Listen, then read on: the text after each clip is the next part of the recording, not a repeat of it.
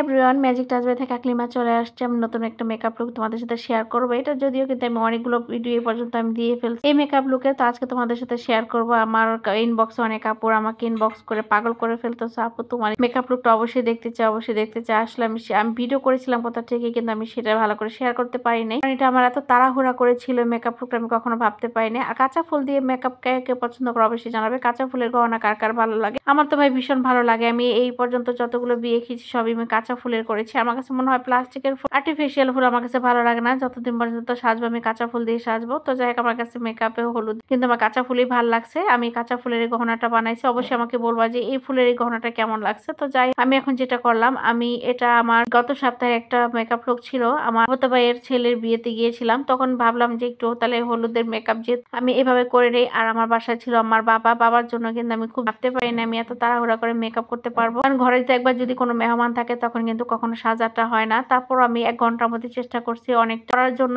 এখন আমি যেটা করতে হবে, প্রথমে আমি একটু কনসিলার দিয়ে আমি আমার আইব্রোটাকে সেট করে ফেললাম। আইব্রোটা সেট করে আমি চোখের মধ্যে কনসিলার দিয়ে সেটাকে ভালো করে ব্লেন্ডিং করে ফেললাম, মানে বিউটি ব্লেন্ডার দিয়ে সেটাকে ব্লেন্ডিং করে। আর এখন আমি যেটা করে দেখতেছি ট্রানজিশন কালার হিসাবে আমি একটা কালার নিলাম, আর একটু পিঙ্কের সাথে একটু পার্পল লুক আমি এখানে অ্যাপ্লাই করে ফেললাম। আর শিমারি কালারটা আমি এখানে আগে হোয়াইট কালার দিয়ে, তারপর আমার কালার একটু যে আমার যে পিগমেন্টেশন যে কালারটা ছিল সেই কালারটা আমি হোয়াইট কালারটা আমার চোখের মধ্যে অ্যাপ্লাই করে ফেললাম। এটা আমি ওই দিন অর্ডার দিয়েছিলাম। এটা আমার কাছে অনেক অনেক ভালো লাগে। আর বিশেষ করে বিয়ে বাড়িতে এখন যে অকেশন, এখানে কিন্তু লুজ পিগমেন্টেশন গুলো দিলে কিন্তু আর কিছুই লাগে না। মনে হয় তোমার নিজের মেকআপ তুমি নিজে করে ফেলতে পারবা। মানে মনে হয় এখানে আমার কাছে মনে হয় না কোনো পার্লারের কোনো কাজ তোমার লাগবে। তো যাই হোক, আমি কিন্তু আমার চোখের মেকআপটা পুরো কমপ্লিট করে ফেললাম। আমি এখানে আইলাইনার দিয়ে ফেললাম। আর এখন যেটা করলাম, একটু কালার কারেক্টিং করলাম। এই প্যালেটটা এখন নতুন বের হয়েছে, সবাই এটা রিভিউ দিচ্ছে। আমি এটা পরে তোমাদের কাছে রিভিউ শেয়ার করব। আর যদি আন্তরিকভাবে কেউ জানতে চাও তাহলে আমাকে ইনবক্স করতে পারো। তো যাই হোক, এখন যেটা করতে হবে, আমি এখন এই কনসিলারটা আমি আমার ফেসে আমি আমার যেখানে স্পট ছিল সেই স্পটে কনসিলারটা অ্যাপ্লাই করে ফেললাম। অ্যাপ্লাই করার পর এখন যেটা করতে হবে, আমি একটু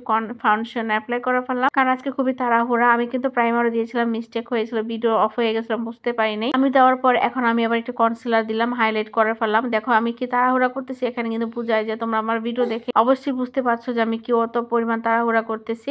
লুজ পাউডার দিয়ে পুরো ফেসটাকে এখন আমি সেট করে ফেললাম। সেট করার পরে দেখো আমি এখন ব্রঞ্জিং করে ফেললাম। ব্রঞ্জিং করতে কিন্তু একটা মেয়ে আমার কাছে খুবই ভালো লাগে। কন্ট্রোল থেকে মনে হয় ব্রঞ্জিংটা একটা মুখে একটা পুরো ফেসে একটা শেপ থাকে।